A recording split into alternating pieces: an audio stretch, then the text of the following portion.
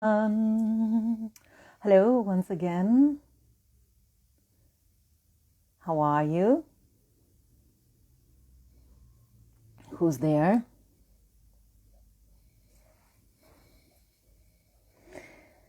Okay, we're having a new guest today. The second time I'm interviewing an acclaimed author, children's books author. So let's wait for him. This is an honor. Hello, Romy. He should be connecting soon. Have you read any material from Todd Parr?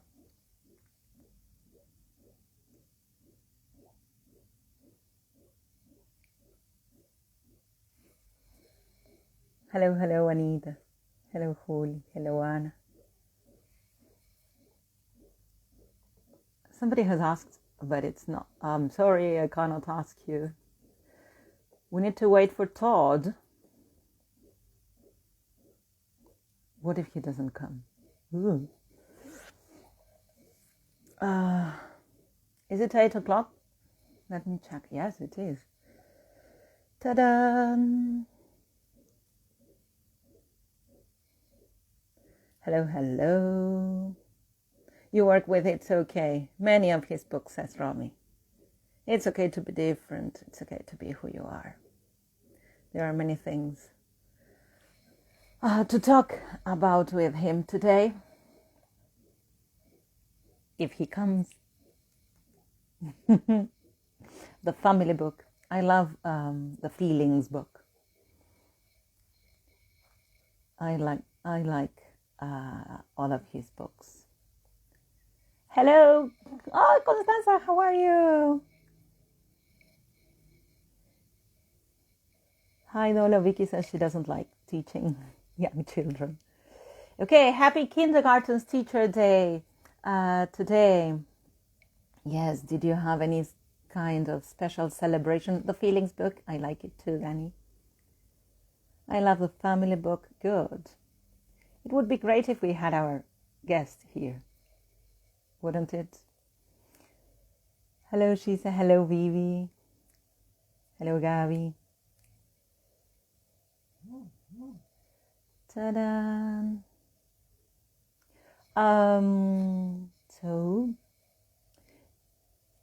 The family book and the feelings book. Yes, I like the feelings book a lot.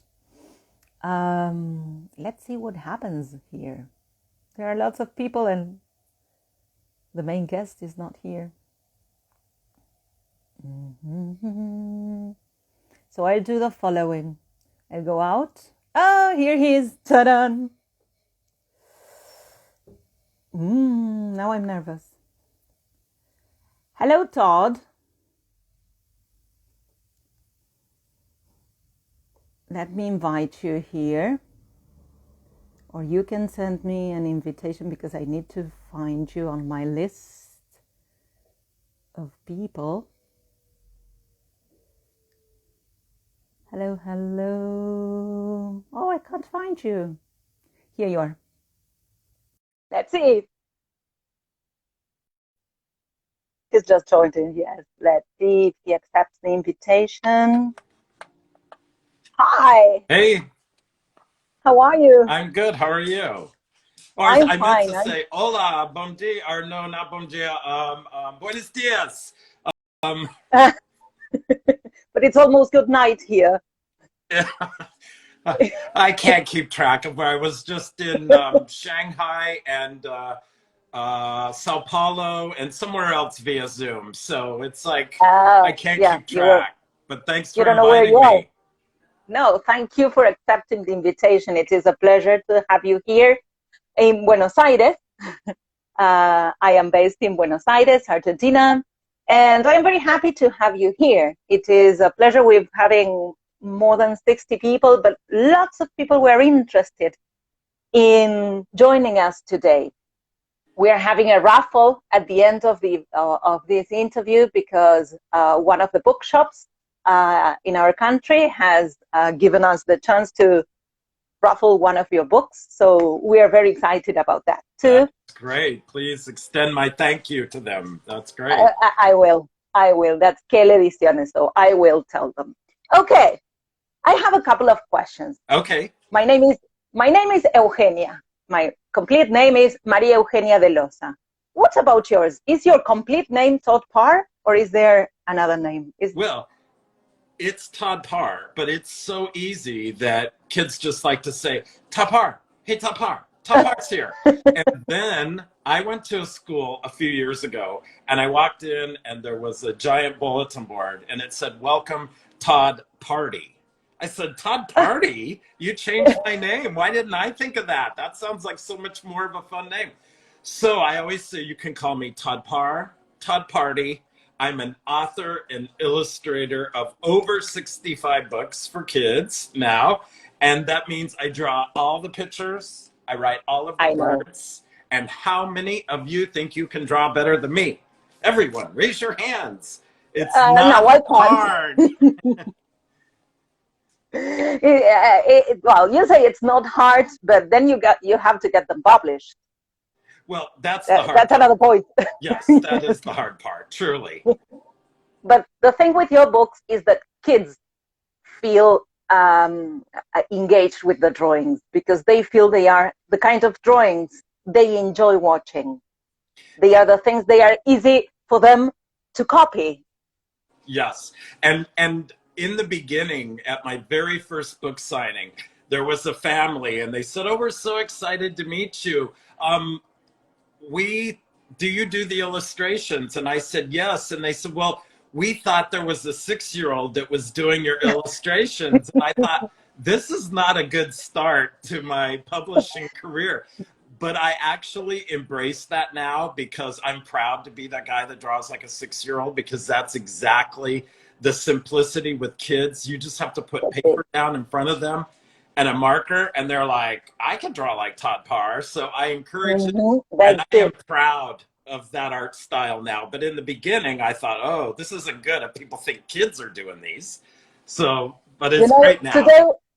Today we are celebrating Kindergarten Day here in Argentina as a national day. And I work at a bilingual kindergarten. And I was thinking of how kids would enjoy watching this interview afterwards and think, wow, she's talking to the author of the books we are reading. So can you tell us where you are from?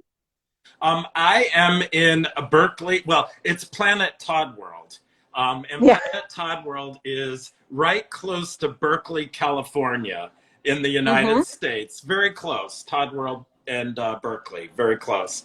And I grew up in a small town in the Wyoming in the US. And I've been here for 30 years now in Planet ToddWorld. That's great to have your own planet. Yes. And I watched some interviews you had, and you mentioned a very famous character that made a change in your life, and that's the reason why you started drawing. Who was it? Well, there were two things. I mean, well, let's see. No, go ahead. Well, what affected my drawing was in 2nd grade. Snoopy the dog. Yeah. So that's how I learned to draw, by tracing the black outline of Snoopy the dog. And the reason that I was tracing the dog so much is I had something called dyslexia, which meant that I could not put words together. So I had trouble reading, and I was drawing instead. But then they found out I couldn't read, and I had to repeat 2nd grade. So when that happened, of course, some of the kids made fun of me, and I never forgot that. That's what inspired the book that you just held up, It's Okay to Be Different. Because I wanted to write a book for kids to say, some of us are good at some things and not so good at others, but we can try our best and we can learn. And so those two factors, not being able to read and Snoopy, influenced my art style to what it is now. I think I wouldn't be able to draw if it wasn't for Snoopy. That's a marvelous story, and what the message hidden behind it because this message of telling kids you can do it, it is fantastic. I have worked with special education needs students, and I know what you mean, giving them the chance to find their own path, to find what they are good at, because they are always good at something. Yes. And this is fantastic. Yeah, and This that was fantastic. my art teacher in high school. I wasn't an honor student by any means. I had trouble with most everything in school. And he said, well, you're never going to make it in art school, so I wouldn't pursue it. And at that time, I didn't have any confidence at all. So I did not pursue art school. And then later in years now, people ask, well, what did that art teacher think now? And I'm not sure how much he even knew of me when I, went this direction. But I think if I had a chance to speak to him again, he's since passed, I know. But I would just say, if you could have found something positive to say in my work, because I had no confidence. And as a teacher, every word you said, I hung on to. And if you said I wasn't any good at art, I believed you. And if you could have just found something and said, Todd, you choose really bright colors, or Todd, you draw really nice circles. You don't have to like my art, but if you had something positive to say, it goes so far, especially when you have no confidence. And it took years of doing other things and gaining that confidence before I came back to my art and said, I don't care what anybody thinks. This is what I want to do. I want to draw and be an artist. Well, of course, I didn't want to be an author because I knew that I had to repeat second grade because I couldn't read. So, plus I didn't really like books. So I was like, that's what they made you believe. Well, it never entered my mind because I was afraid. And then, so I always tell kids, I'm not a big fan of, you can do everything, just don't give up, because you're going to have defeat. You're going to have things that are challenging and you're going to have failure. But by me not giving up all the times that I wanted to give up, it led me into something that I wasn't even thinking of, and that was publishing. So that's kind of the takeaway from the story. Be open to redirection from where you start absolutely. out. Yes, absolutely. And you said that your first book was It's Okay to Be Different. It was a set of 4, and the very first of that 4 was called the OK Book, and it was just a 6x6 small, and that kind of morphed into It's Okay to Be Different. When I figured out what writing books really was, because I didn't have characters or stories, and once I kind of figured out that you can write a book with just a message and art, is kind of, and then remembering my experience from when I was in school. And that's what, was the premise of It's Okay to Be Different. And that book will be 20 years old in September of this year. And it's still my most popular book in so many languages too. So I feel really good about that, because people say, Todd, you have a really great job writing kids' books. I mean, how could life be any better? And I'm like, it's a fun job, but what makes it so great is I get to make books that help make a difference for other kids that are struggling. And 20 years later, I've seen it. And that's what makes me feel good, is knowing that I'm helping to make a difference for kids to see that we're all different, and that's good. And be kind and be positive and feel good about yourself and embrace things around you that are different. And that's what feels good. Yes, absolutely. I used this book, the OK Book, 21 years ago, in the year 2000. And I remember the moment I told it for the first time. And as you don't often know these stories, and so it's so nice to hear, and thank you. But then it makes me think, why have I never been to Argentina? I've been all over the world, and for my books, and I'm like, I should come and visit when I can. Of course. We have lots of events for teachers of English. So I think after this terrible pandemic, we can have you here. Absolutely. Yes, I talk to the people from Kiel. Here they are. Well, so the people from the bookshop I mentioned. Yeah, well, and you had mentioned earlier on about you know, being able to relate to an author and for kids to watch this, you know, there's nothing like that experience, you know, to be actually with kids. And, you know, when I visit, I engage them into the process because I want them to listen, but yet I want them to feel that they're a part of what I'm doing. And whatever they take away from it, what I want most is that they had fun, they had a good time, and they felt like were a part of it, and they associated that is the guy that drew those pictures and wrote those words. It's And amazing for them. And the connection that they make, you know, later in life, I think is priceless. But this is the next best thing to visiting until I can. That's great. That's great. When we teachers are perhaps, I don't know, at the groceries or something of the sort, and students see us, it's like, oh, you have a real life outside school. So imagine if when they are meeting the author of the book, it's like something unbelievable for them. So if you come to Argentina, you will visit my school for sure. Oh, I'm planning to, and then it's always the food. That's my other passion besides writing books is the food. I love trying food from everywhere I go. So it will be empanadas, chimichurri. We'll just be eating and so reading you're books. Familiar with what you need to in here. That's great. That's great. That's great. Okay, no problem. Then that's a deal. We will cook for you too. What's your favorite book? The favorite book that I've written is It's Okay to Be Different for many reasons, as I've shared some of that with you. I also have another one that took me 7 years to do, and that's the Goodbye book.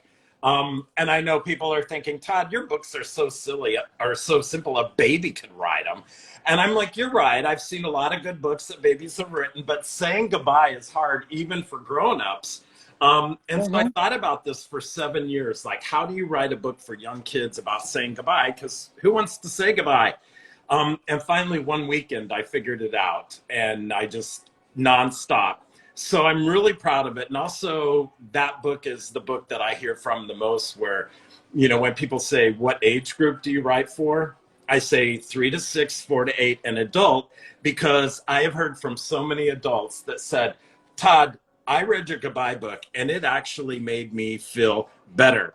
And so that's how I know that sometimes just a few words and simple pictures help even grown-ups understand something more than a lot of words. The thing is the message.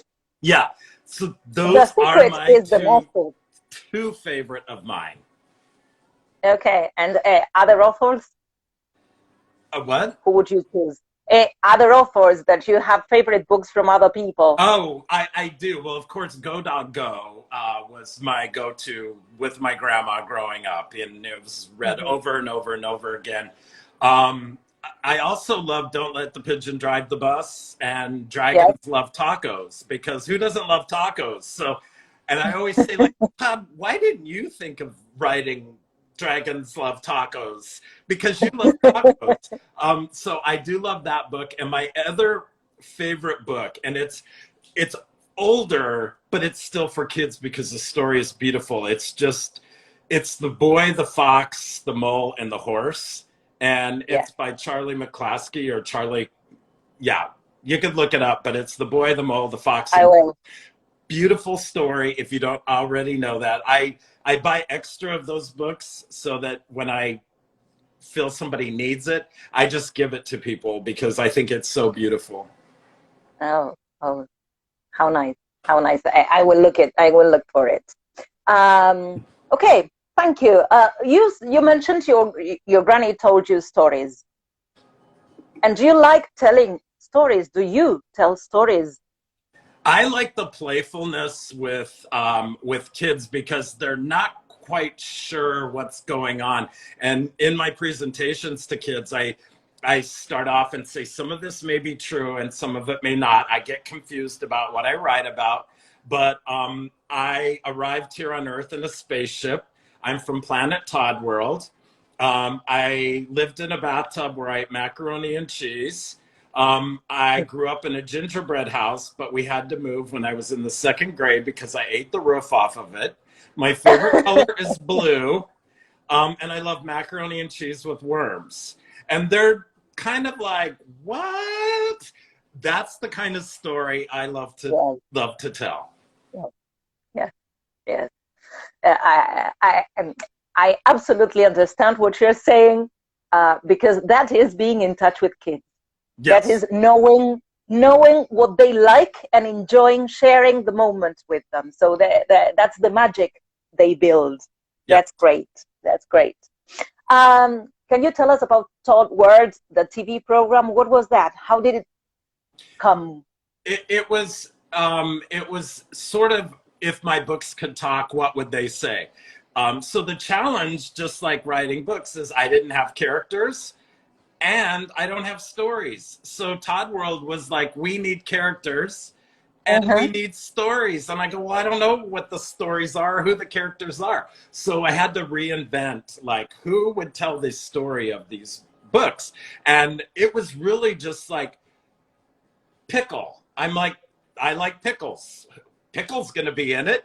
It was like Sophie. That's like my sister, and Dot was like somebody's aunt that I knew. So it was just these things that kind of came together, and it was like, to help deliver a TV show that was fun as my books. But my books are so simple and such a quick read that it's hard to like turn them into 22 minutes in a TV show. So ToddWorld was great. It was nominated for 3 Daytime Emmys.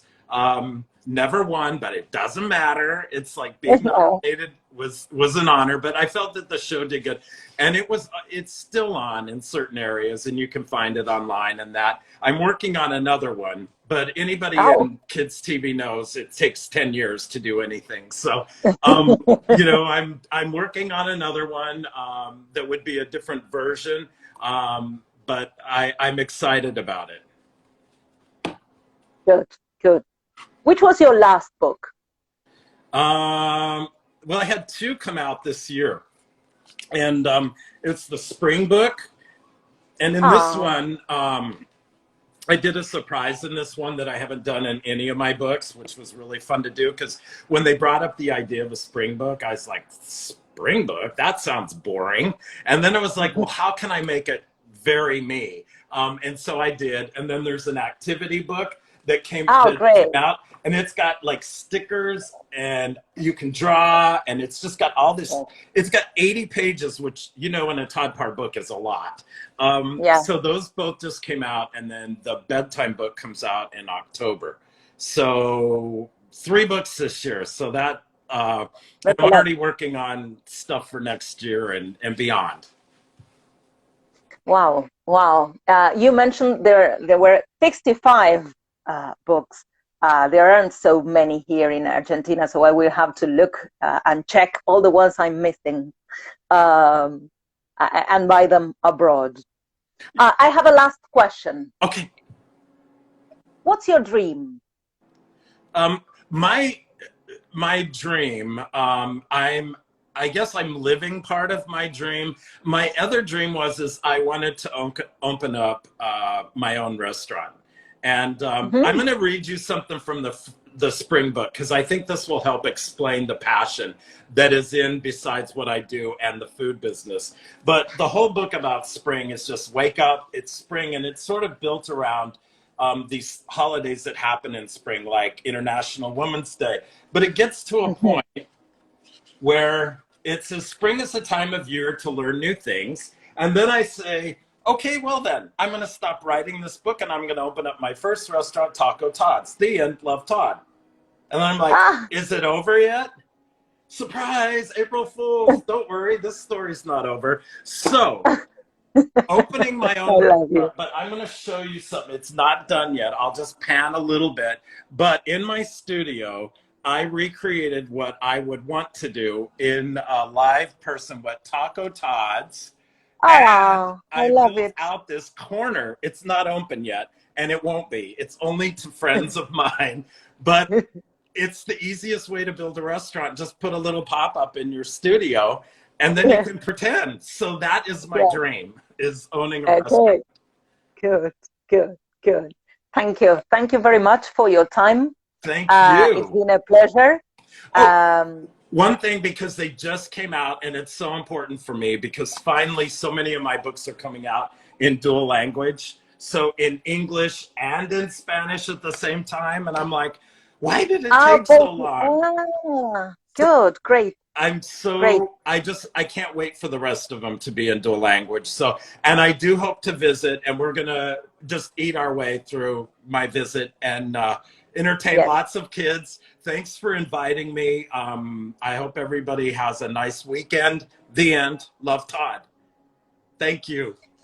Kisses from Argentina. It's been a pleasure. Thank All right. you. Bye, Thank everyone. you. Bye-bye. Bye-bye. Bye.